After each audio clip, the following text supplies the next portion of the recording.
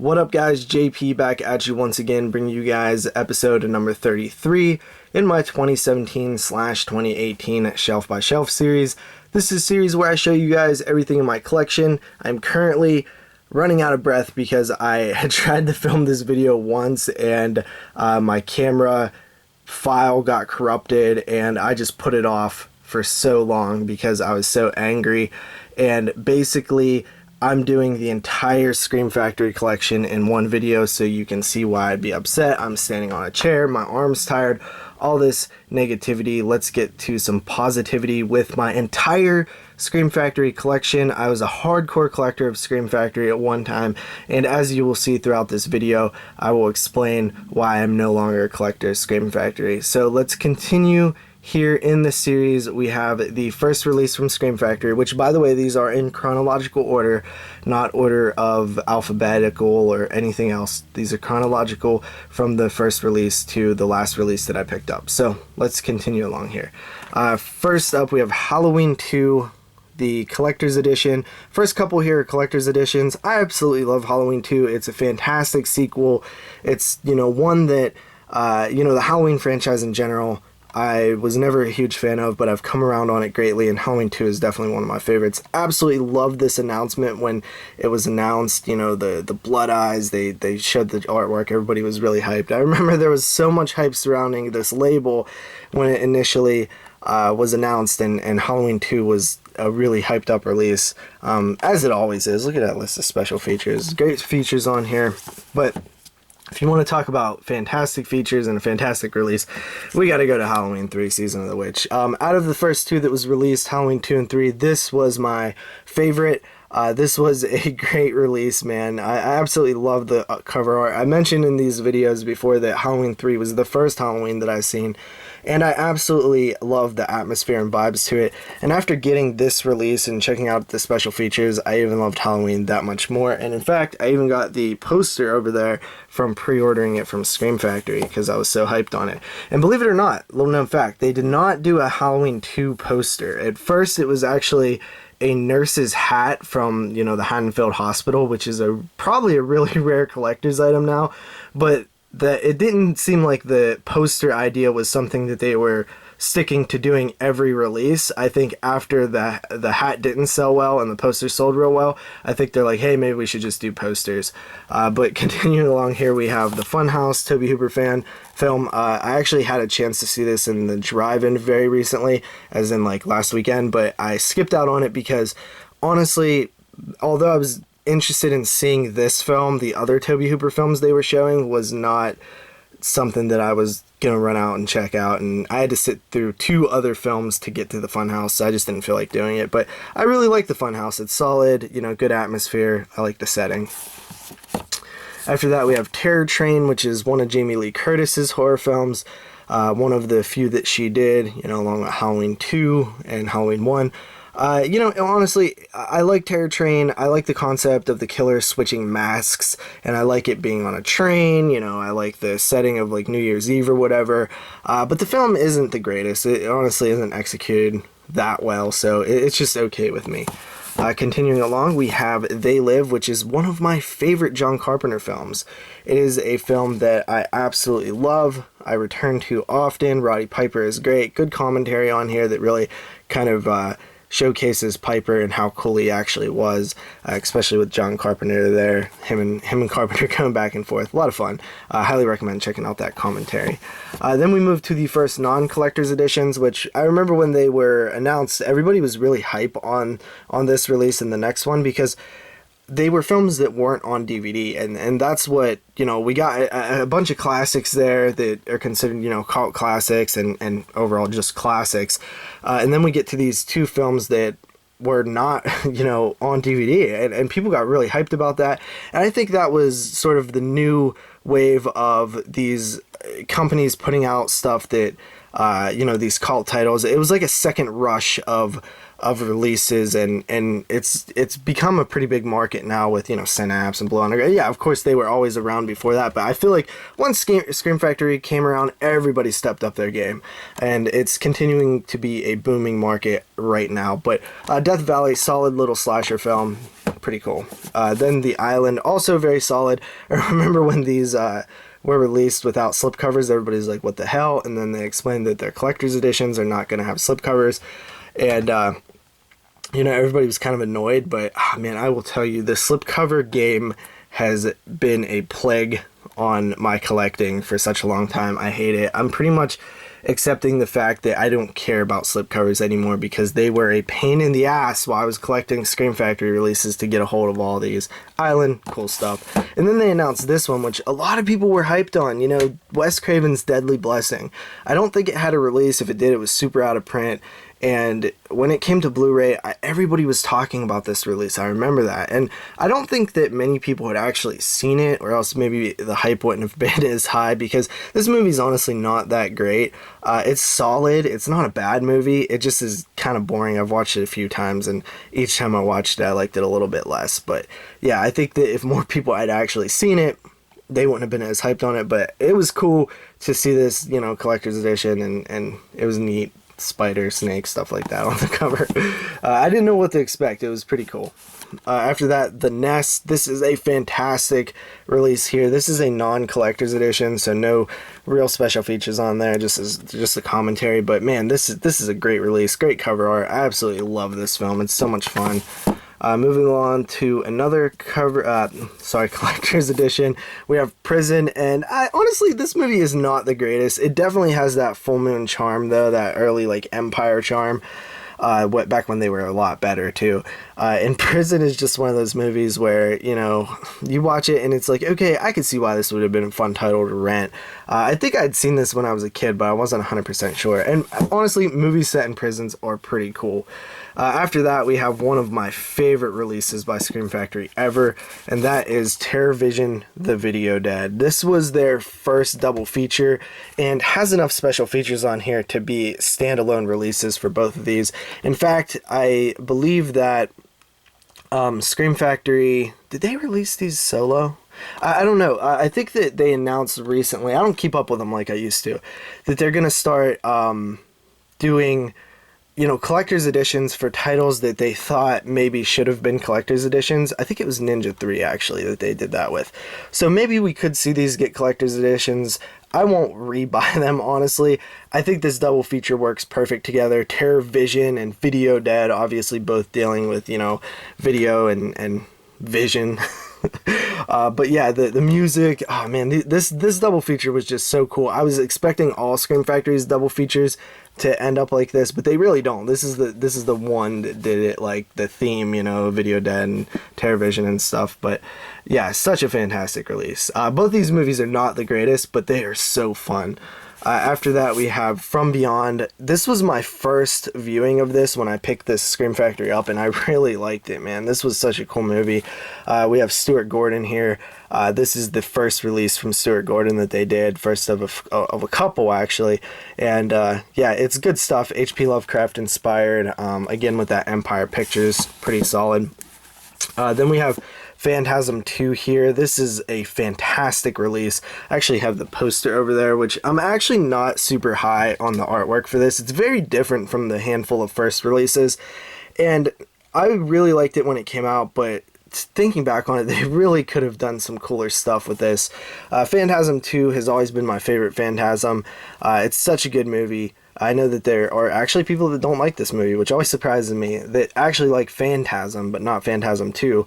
I always get confused by that, you know? I feel like Phantasm 2 is just like a more amped up Phantasm 1, but solid release. Since we've seen this film get re-released since, but when this came out, a lot of people were hyped because this was the only Phantasm available on Blu-ray. After that, you know, sorry about the glare, guys. We have Vampires Lovers, which this is one I wasn't really happy about. In fact, I didn't even grab this one initially. I swooped back and picked it up once the price was lower.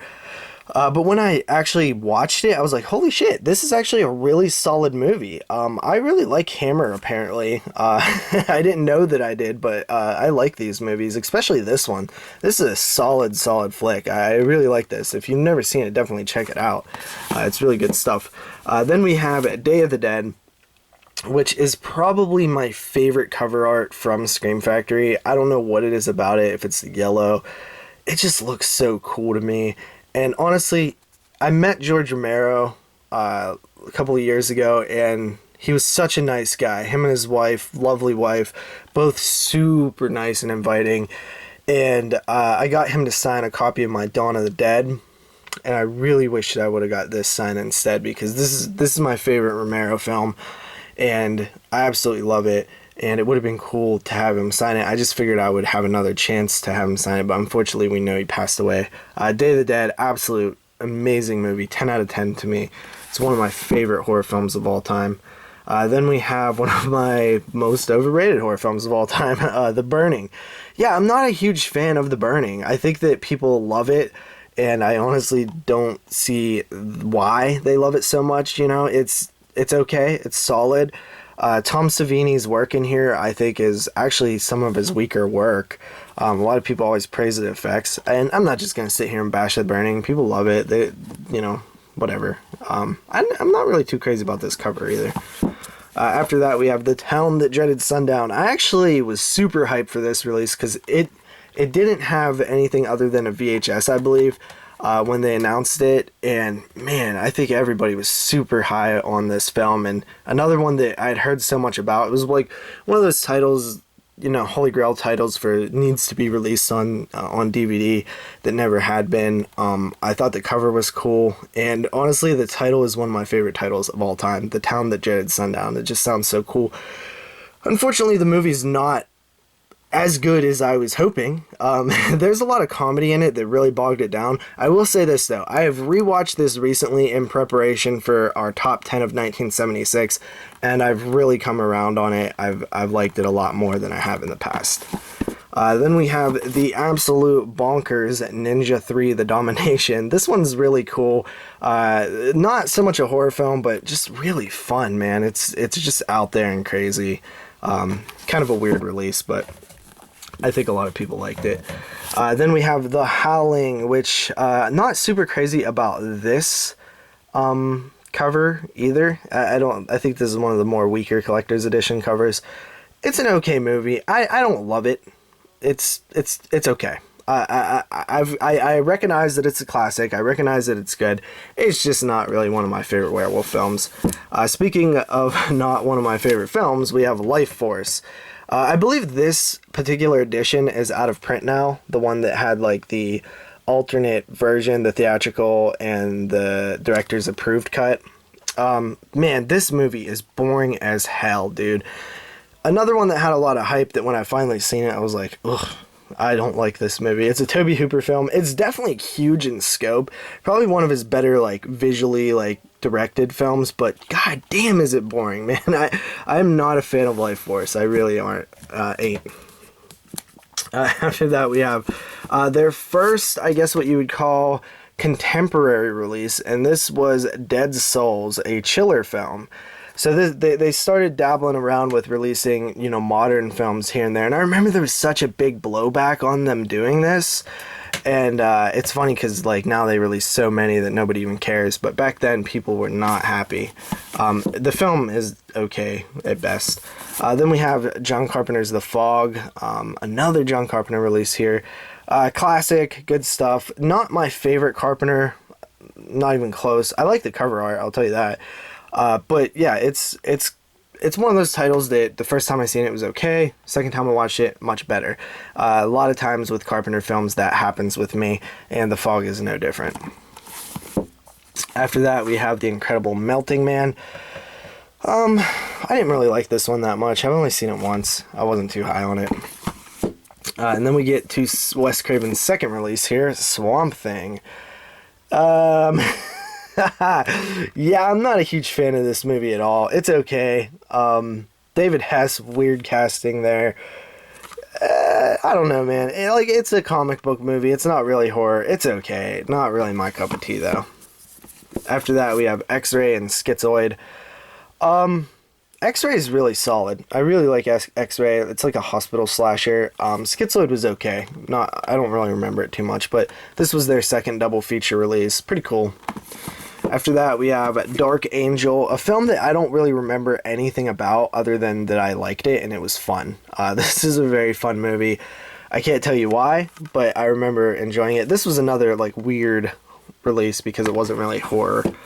After that, we have Q the Winged Serpent. I believe this is Larry Cohen. Yeah, I'm not a huge fan of this movie, honestly. I expected it to be a lot better than it actually was. It was okay. Not something I want to run back and revisit. Then we have Cockneys vs. Zombies, and honestly, I didn't really... of course, I got a Shaun of the Dead quote. Not a huge fan of this movie. I don't like comedies. I especially don't like zomedies or zomcoms or whatever you want to call them. They're just not my cup of tea.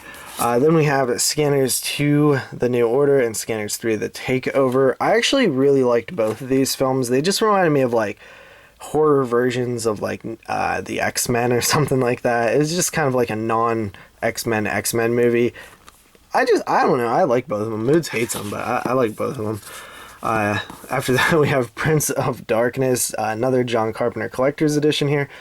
I actually seen this at a theater recently, and honestly, I fell asleep throughout the entire thing. I didn't fall asleep, I chose to go to sleep. This was the 4th feature in like a John Carpenter fest, and I was just so tired. I didn't get a lot of sleep the night before.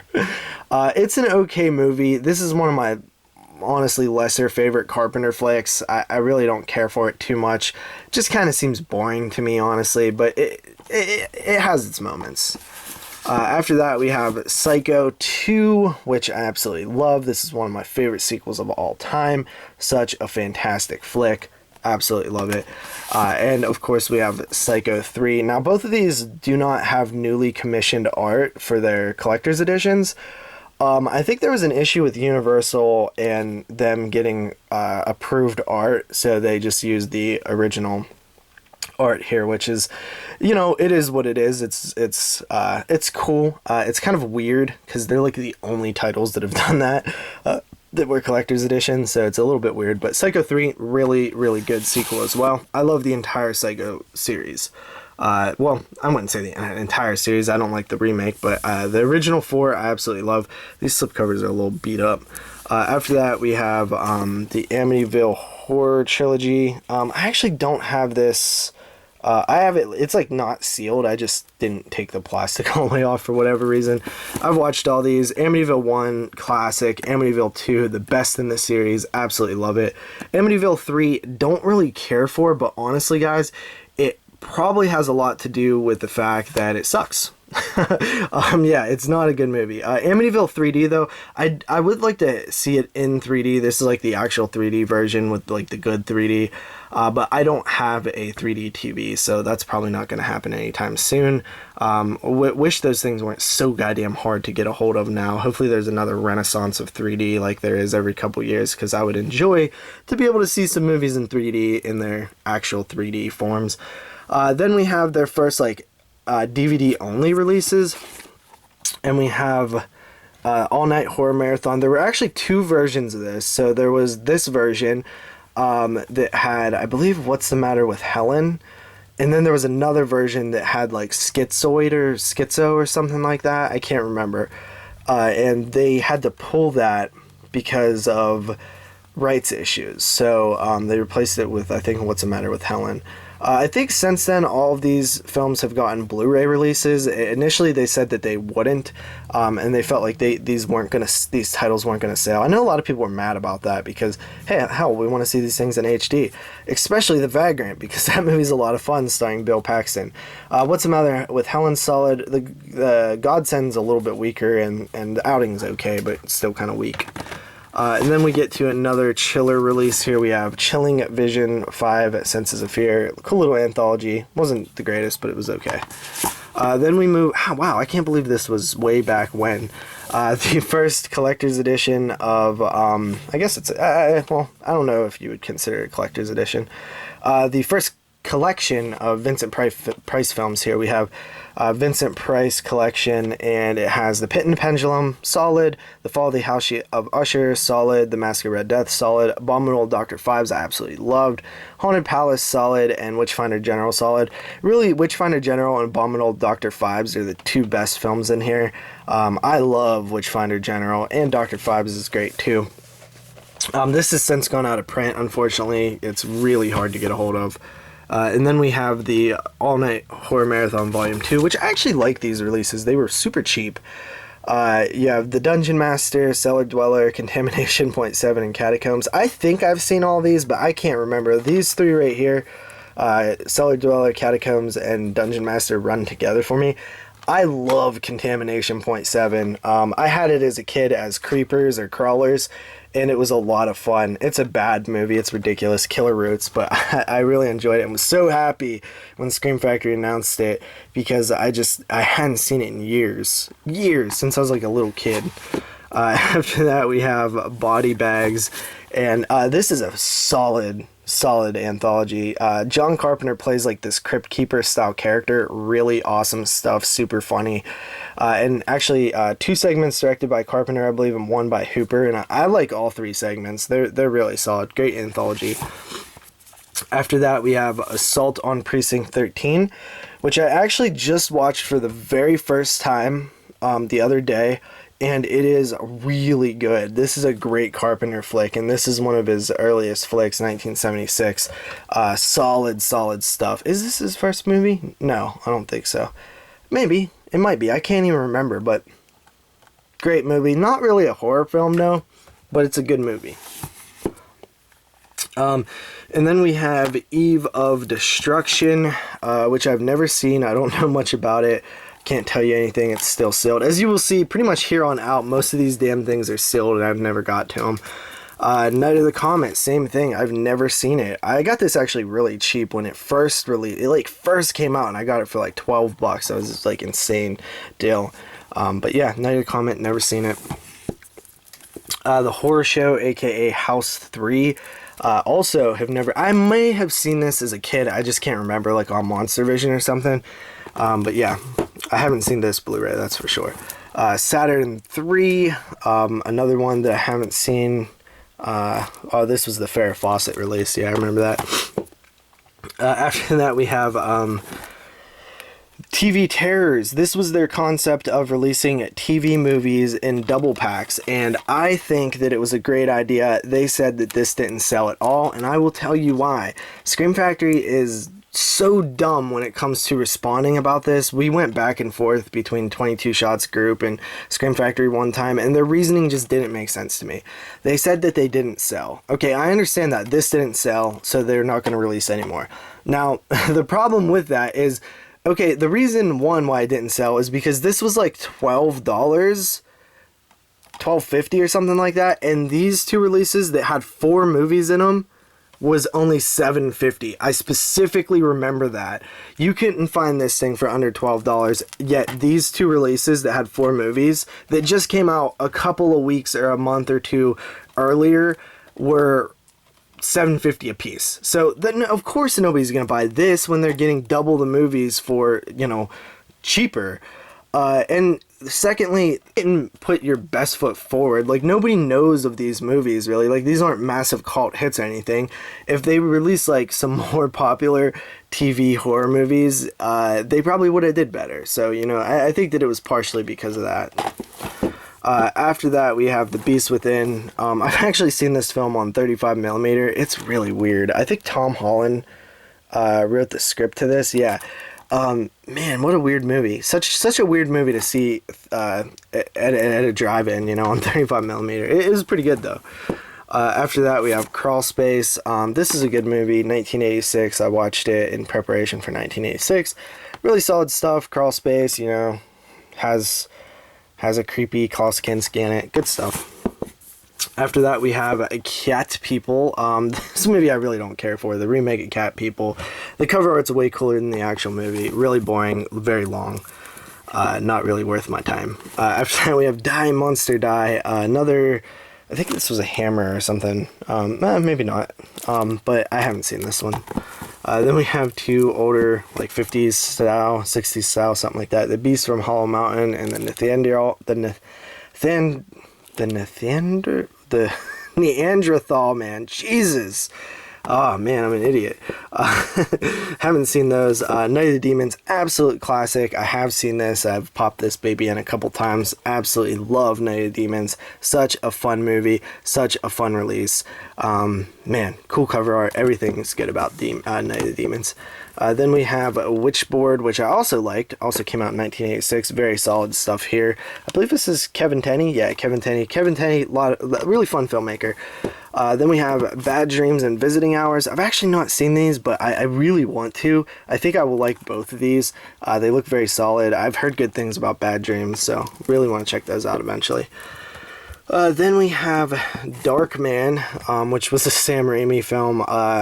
Kind of like I guess a superhero movie. I don't know much about it. Really not up, not really my cup of tea. Next up, we have Slumber Party Massacre, a movie that I've never been blown away by.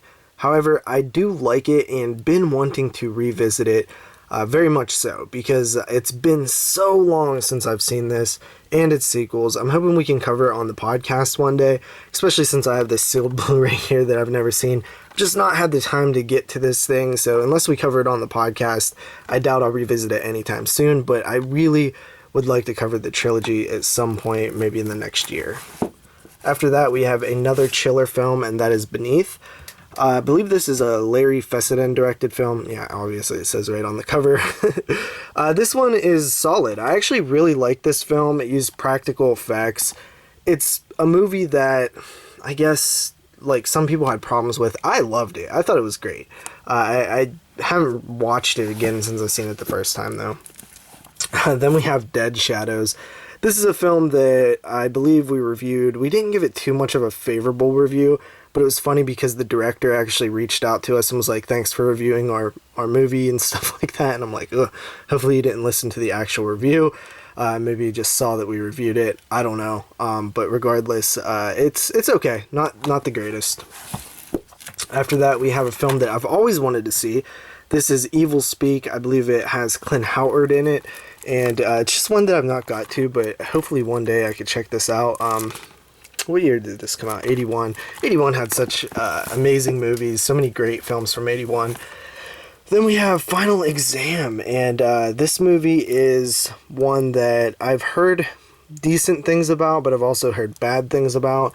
I pretty much feel like I got the gist of the movie without ever watching it because I've heard so many people talk about it. I'll get to it eventually, like most of these sealed copies here. Then we have Nosferatu. This one is a film that I've always wanted to see. This is the remake slash like movie within a movie thing. It's like behind the scenes of Nosferatu. I think I'm not 100% sure, but I hear this one is great. It's a Werner Herzog film. I've just never got to see it. After that, we have Sleepaway Camp, which I have seen. One that I've finally seen. Sleepaway Camp is absolutely amazing. I love this edition, too. Like, the transfer is so good. This movie has only gotten better the more times I've seen it. It's truly become one of my favorite slasher films, and it's probably from just watching it and just seeing all the quirks that go on in it. It just has so much uniqueness to it that I love it. Such a great movie.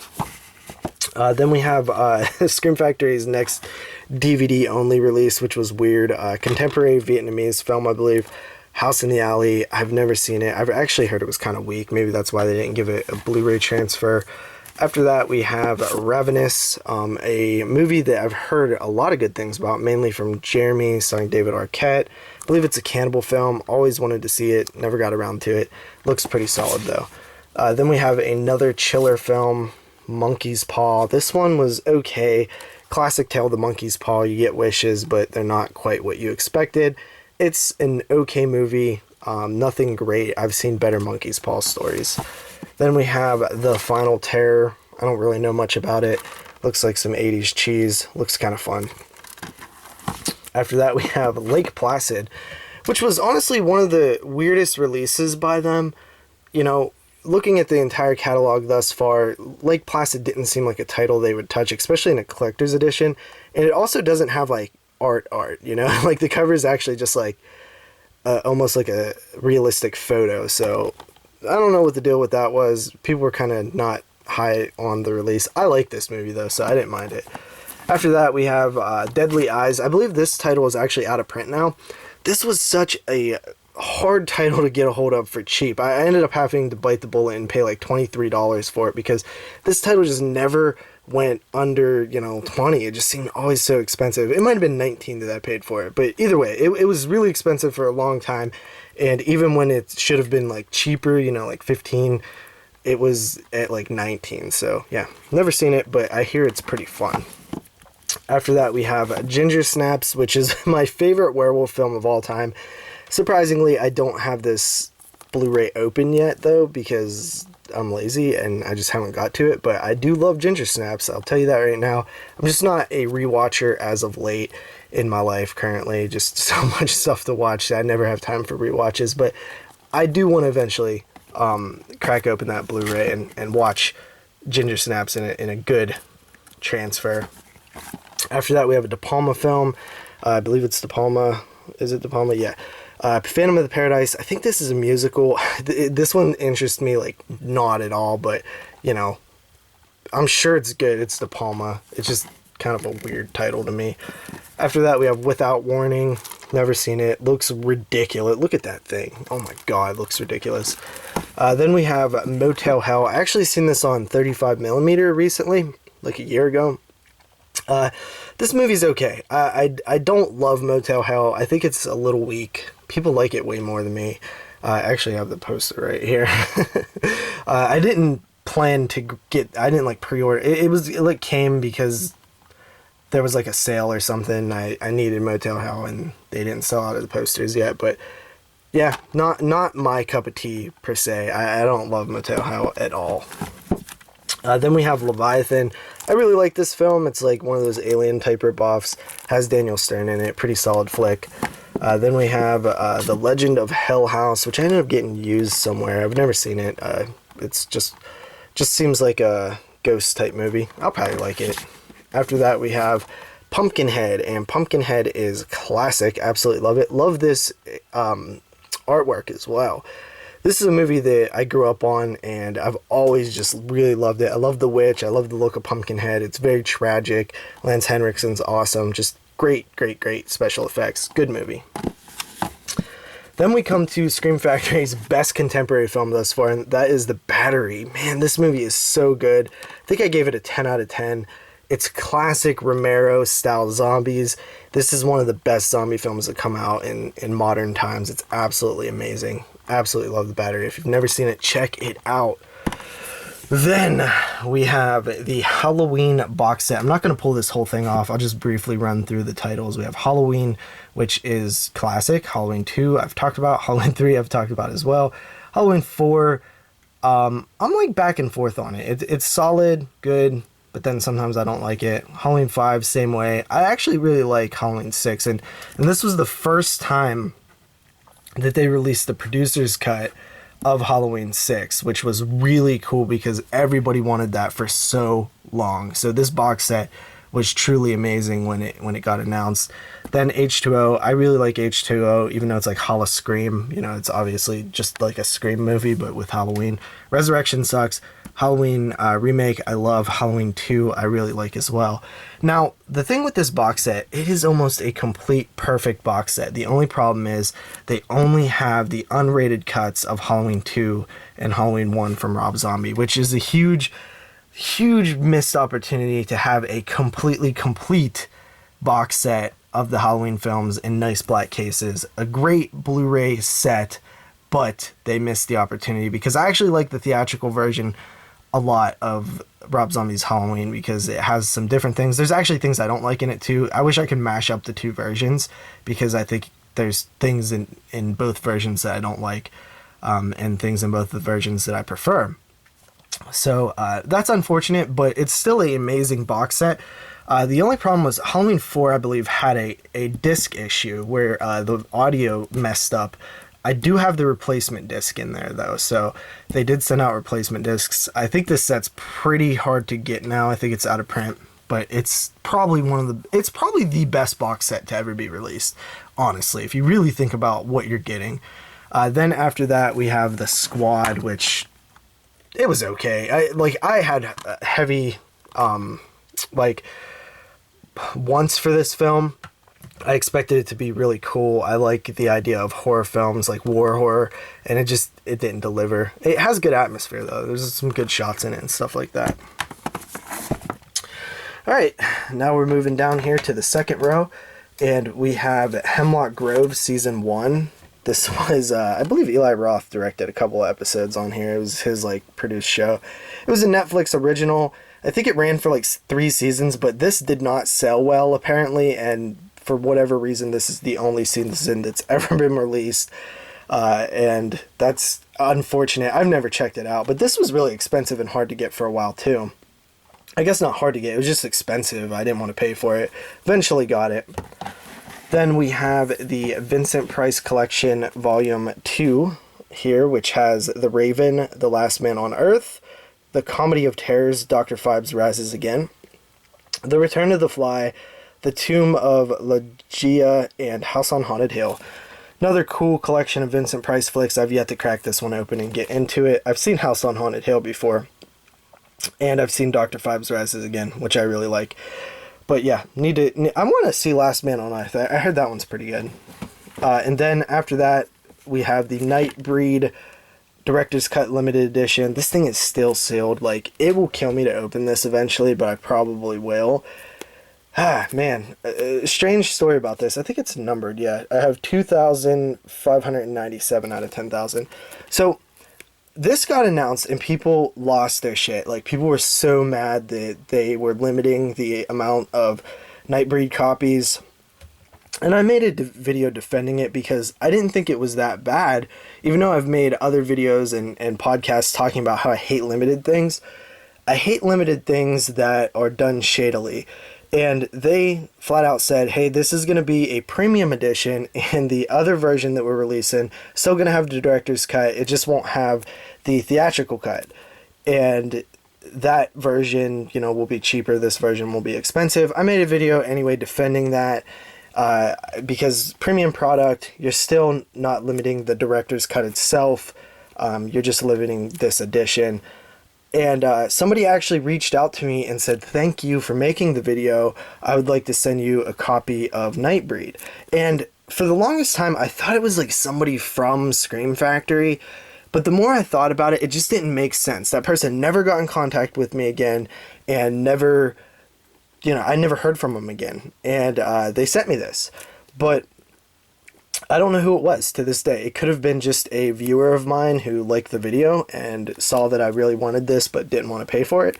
So they were very generous and sent it to me. Or it could have been somebody who worked for their media or PR or something. I have no idea to this day. But I got it for free, which was pretty cool. After that, we have The Doctor and the Devils. I actually really like this movie. It was super good. It's a period piece. Oh man, I really liked it. I forget what it's based on. It's based on something like a story or something like that. But yeah, it's a good, solid movie. I highly recommend it. After that, we have Squirm, which I just recently watched for the first time. This movie is really fun. I really enjoy it. There's some bad, I guess, worms in it. You know, all the worms don't look great, but a lot of them do, because a lot of them are real worms. And some of them look like plastic noodles, rubber noodles. But yeah, this is solid. This is environmental horror at its finest. I love stuff like this. And then after that, we have Pumpkinhead 2, which is a movie that I actually really like. I've been wanting to crack open this Blu-ray, oddly enough. I know Moods like hates this movie, but I've always liked Pumpkinhead 2. I don't know what it is about it. It's just fun to me. But yeah, it's definitely a step down from Pumpkinhead.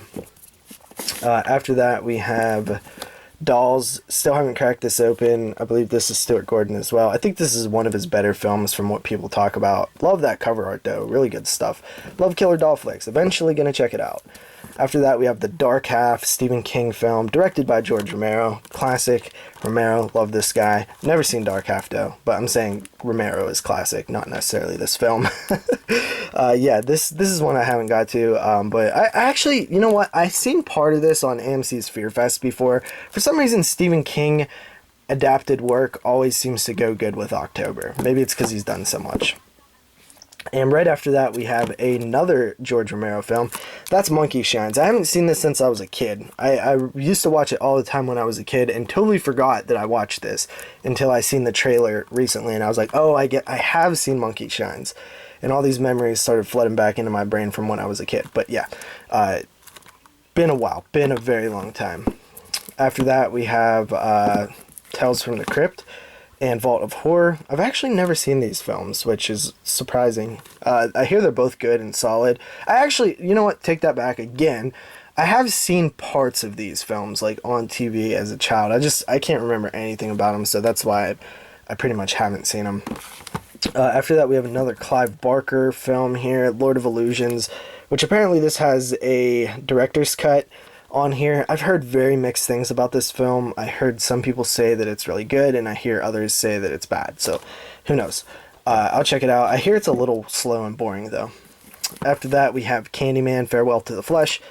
I actually like this film, even though it's the Candyman sequels are not very good, especially Day of the Dead, but I actually like Farewell to the Flesh. It's been a while since I've seen it, but this is one that I was used to throw on as a child. After that, we have Supernova, which I hear is an absolutely awful movie, but I hear that there's a great interview section on here that really kind of explains why the movie was such a failure. Sounds kind of fun. After that, we have Love at First Bite and Once Bitten. Some comedy vampire films. I don't know, man. This isn't something that this isn't something I'm super interested in checking out, but I will eventually. After that, we have another double feature. We have Vampire's Kiss and High Spirits. Nicolas Cage. These two, I remember when these were getting announced. They're just weird releases, just like weird things from Scream Factory. After that, we have Animal.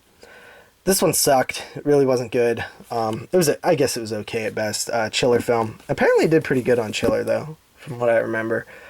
After that, we have Robert Englund in Phantom of the Opera. I actually like this film. It's a pretty good adaptation of Phantom of the Opera with a little bit more gore than what you're used to. Pretty solid.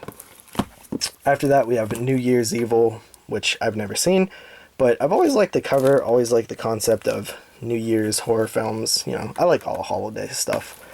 After that, we have Blackula and Scream, Blackula, Scream. Both of these are solid. I think part 2 is a little bit better, but they're a lot of fun. Blaxploitation, good stuff.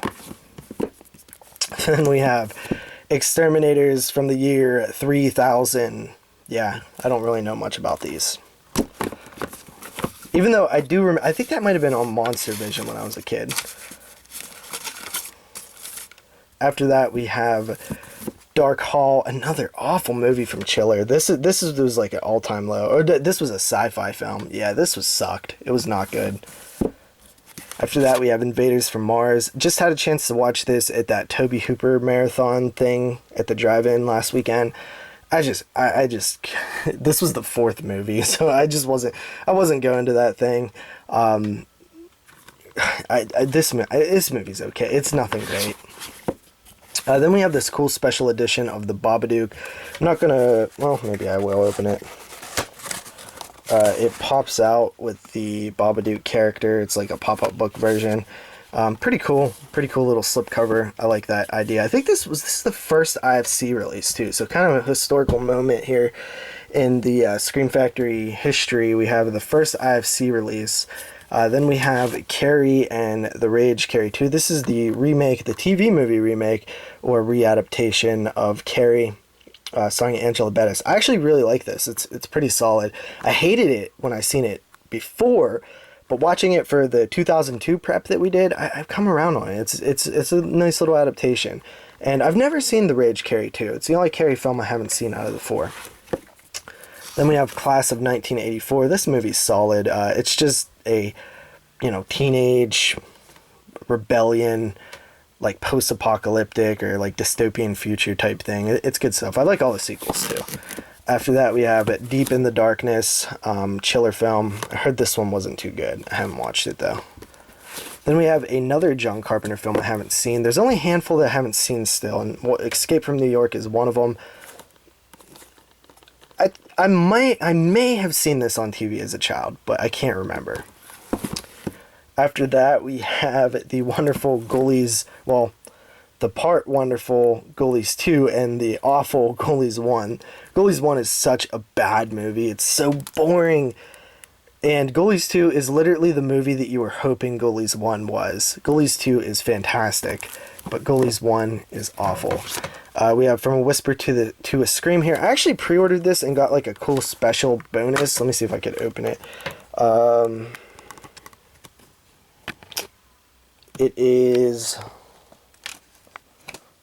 It's under there. I'm not going to take it out, but basically it came with a piece of the film, like a piece of the like 35mm film or whatever, which is pretty cool. That was a weird special bonus thing, but yeah, that's it's like just a piece of film. After that, we have Mad Max, weird Scream Factory release, but whatever. I don't like the first Mad Max. I like the other three way better. Then we had Extraterrestrial, which this is when the slipcover game got annoying, because some of these IFC Midnights I would spend extra, I cannot believe this, I would spend extra money on because the damn slipcovers were guaranteed. I would find like ones that were guaranteed with slipcovers and buy them. Just because I was, thus far I was complete on slipcovers, so I was like, I have to have these or else it's going to bug me, but I shouldn't. It's so ridiculous. I don't care that much about slipcovers anymore except for certain titles, but definitely not the IFC Midnights. Who cares? After that, Stigmata. I've never seen this. I've heard it's good, though. Then we have some killer animal double features here. We have Empire of the Ants and Jaws of Satan. I've seen Empire of the Ants before. I've never seen Jaws of Satan, but man, that looks sweet. Killer ants. And I assume a snake. It looks like a possessed snake, so I'm not really sure. Then we have another contemporary, really good movie here. We have Gun Woman. I absolutely love this. Made my top 10, like number 3 of 2015 or 2016, whatever it was. 2015, I think.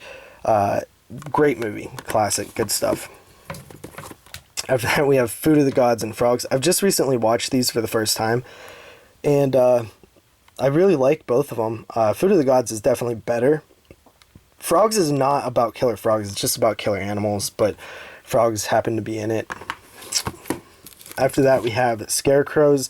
I used to watch this as a kid all the time. I haven't revisited it since, but I always liked it. Then we have Sleepaway Camp 2, Sleepaway Camp 2, which is awesome. I love Sleepaway Camp 2. Solid, fun stuff. I love Angela's character growth and her maniacal nature. This one's way more of a comedy than the first one, but it's still really fun. And then we have Sleepaway Camp 3, which is not as fun, but still pretty solid. And then we have Tentacles and Reptilicus. I've actually seen Reptilicus before. Tentacles I haven't. They look like fun monster movies. I like stuff like this. I really do.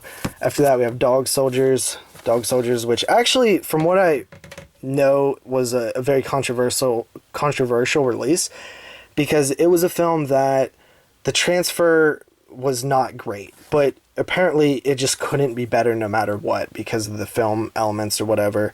I don't think it's a bad transfer. It's just not. It's not what you expect from Scream Factory, I guess. But the movie's still great, and it still looks better than the DVD, so whatever. Good stuff. Dog Soldiers is a great movie, too. After that, we have Ghost House and Witchery. Recently watched Witchery? I watched one of these recently. I can't remember which one, but I think it was Ghost House. I watched Ghost House recently. I think that's the... who's the director? I can't even remember. But both of these films are in the weird, like, La Casa series. And is it Lenzi who directed this, Ghost House? The La Casa series, if you don't know what it is, look it up. It's like a franchise in Spain or Mexico or something, with, like, a bunch of different films that were like, labeled as, like, one franchise, like the House films and Evil Dead and stuff like that. It's real weird. After that, we have Alien Outpost, IFC Midnight. And what was weird about these is some of them didn't have slipcovers and some of them did. Like this one did not have a slipcover, I believe. And then Dark Summer did have a slipcover. But Dark Summer was pretty solid. Wasn't great, but it kind of had its moments. Paul Solid film. Kind of liked it. It was like Rear Window-y. After that, we have Robot Jocks. This was another Stuart Gordon film. I hear this one kind of sucks. I haven't got to it. After that, we have Cellar Dweller and Catacombs. So these were in the original all-night movie marathon, or actually the second volume marathon, and they put them on Blu-ray. I think most of those films are on Blu-ray now. After that, we have Howling 2. Ugh, I don't like the Howling series at all. I think it's the worst franchise ever, so even Howling 2 I don't really like. After that, we have I, Madman. I haven't seen this, but I heard people say that it was pretty good. And then we have another one of those Blu-ray re-releases that took films from the first volume of All Night Horror Marathon, which was The Outing and Godsend. After that, we have Ghost Town. This was a film that everybody wanted released forever. Took such a long time to eventually get. I used to watch this all the time as a kid. I had it on VHS. It did not hold up to my memory. In my memory, it was actually kind of scary. It's decent, but it's not great. After that, we have Toolbox Murders 2, which was the film, I believe, Coffin Baby, finally released as, you know, Toolbox Murders 2, like it was intended or whatever. I haven't seen it. I heard it's not great. After that, we have IFC's Wormwood, Road of the Dead. I heard this one was pretty good. I think it's Australian. Then we have an amazing release here. We have People Under the Stairs, Wes Craven classic. I absolutely love this film, one of Wes's best, and I actually really love this cover art too. And I actually, you can't see it, but I did just hang the poster for this that I've had so long. After that, we have Ejecta, IFC Midnight, didn't watch it. Then we have Nomads. This movie sucked. I watched this when I was prepping for the 86 show. Boring, boring, boring. After that, we have Metamorphosis and Beyond Darkness. Both these look fun. I like these double features for the most part. So any of these I'm like happy to own. After that, we have Army of Frankenstein. I don't know much about this one. I heard it wasn't too bad though. Then we have Backcountry, which was an IFC Midnight. Pretty solid release there. I actually like this film. It's not amazing, but it came close to... I don't know if it came close to my top 10, but it was like up there in the top 20 probably. Pretty solid for whatever year that came out. After that, we have Harvest. I skipped out on this one. Man, this was going for super cheap one day. It was like $4 or something like that on Blu-ray. So, you know, it's weird when some of these titles get like that. After that, we have Shocker. This is a Wes Craven film that I don't love that much. It's okay. It's not great. After that, we have Scream Factory's release of The Editor. A lot of people like this film. It's kind of like a giallo, I guess, what would you call it? It's like a giallo spoof, parody, satire, pretty much. I don't know a bunch about giallo, so it didn't hit with me like it did some people, but I understand why people liked it. And then we have The Legacy, which I've never seen. The Sentinel, which I've never seen. Gravy, which I've never seen, but I hear is bad. The Return of Count Yorga, which I've never seen. I haven't even seen the first Count Yorga film, so there's that. The Stranger, which was actually pretty solid. It's like a little vampire film. It wasn't like close to making my top 10, but it was somewhere up in there, you know. Next up, we have Tales from the Crypt, Bordello of Blood. Whew, I really don't like this movie, honestly. Like, it's okay at best. Sometimes I enjoy it, but pretty much every time I've seen it, I just constantly think about how much of a step down it is compared to the first Tales from the Crypt movie, which is, in fact, one of my favorite of the 90s, and that is Demon Knight. Demon Knight is absolutely awesome. Absolutely love this movie. It's so good. I am always so surprised when people don't praise this one or talk about this one, because I think it's literally one of the best horror movies in the 90s. It's like a great siege narrative, awesome stuff, good effects, things like that. After that, we have Larry Fessenden collection here. We have What was in here? No Telling, Wendigo, Habit, and The Last Winter. I haven't seen any of these films. This was a set that I was really excited to dive into and just haven't got around to yet. So much stuff to watch. After that, we have Army of Darkness, which apparently came with some messed up discs.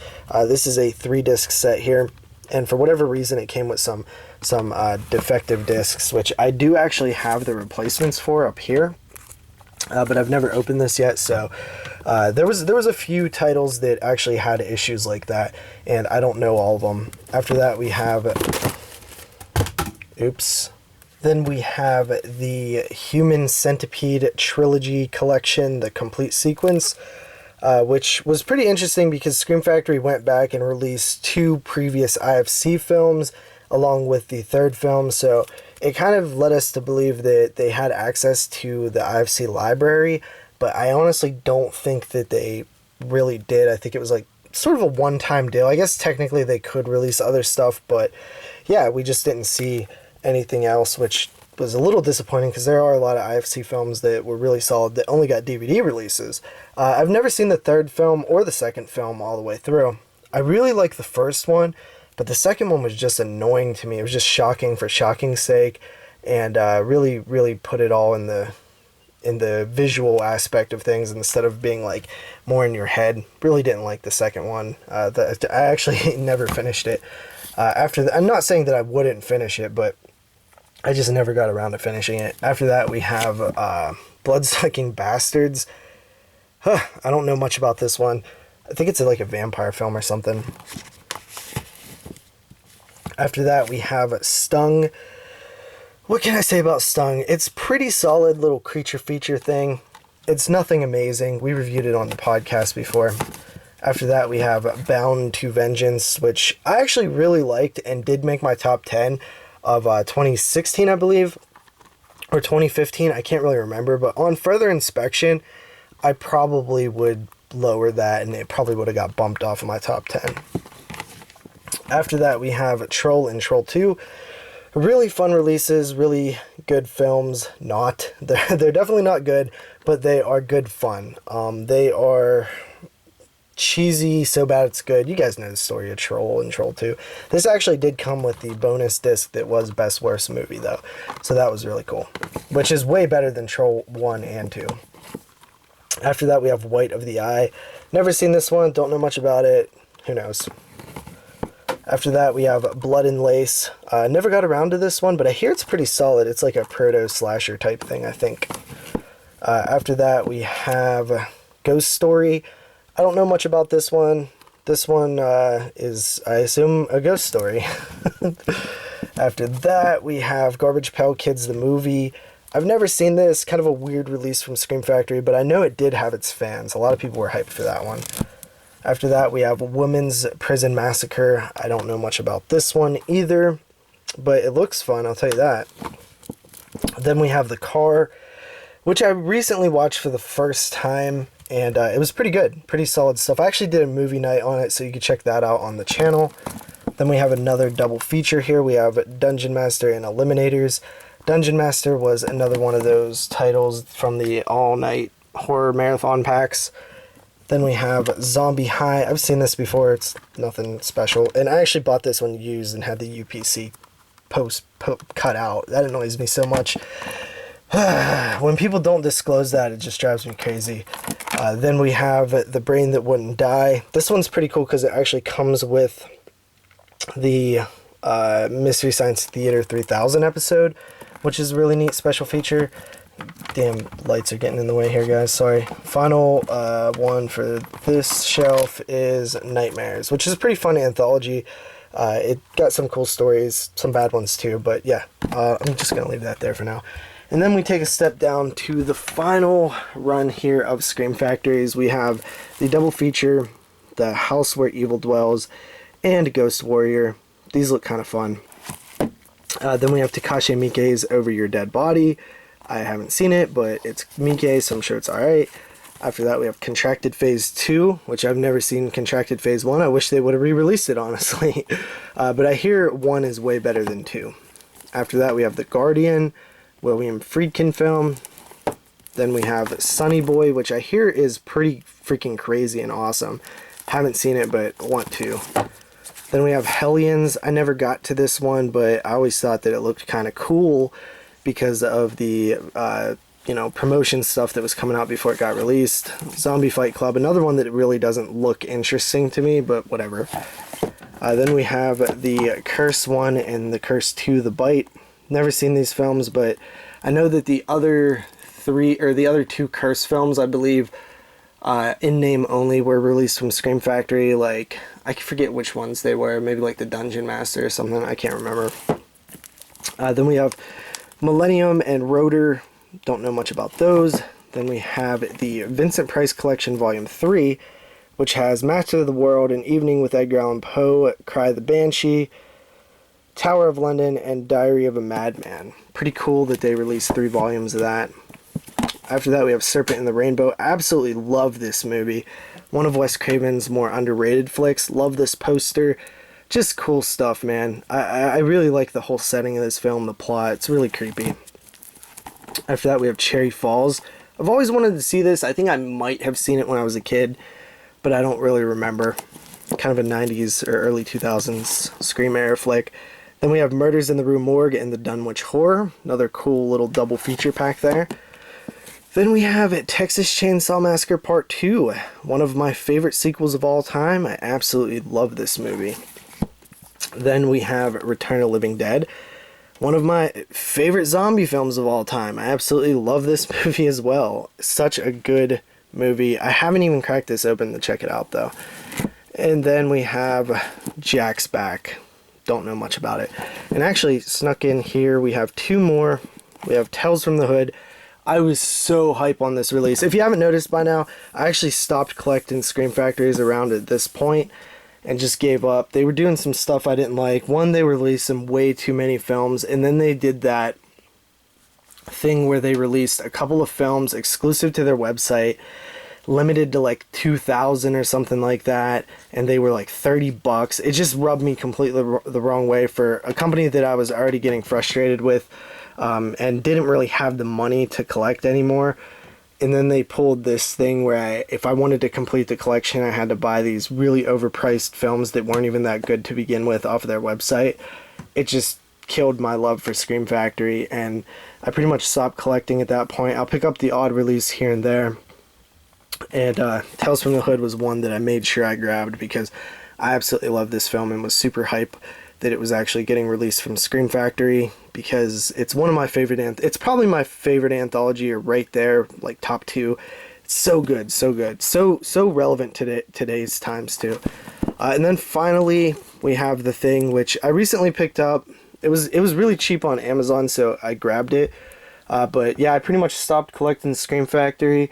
I mean, I'll grab the odd release here and there, but yeah, it's just not my thing anymore. I still want to get a few of the collector's editions. Good luck getting slipcovers with them, I guess. But yeah, that's my Scream Factory collection, except for actually to go over here on my unupdated stack of movies yet. I have one more, which I recently picked up because it was really cheap at Walmart, and that's Misery. So that's it. That's the Scream Factory collection, guys. I hope you enjoyed. I know it's a long video, but next up we're going to be looking at my Vestron collection, and maybe that'll be a little shorter video. So I hope you guys enjoyed, and we'll just keep working our way through these Blu-rays. My arm is killing me. I've been holding it up for like an hour. So see you guys next time. Peace.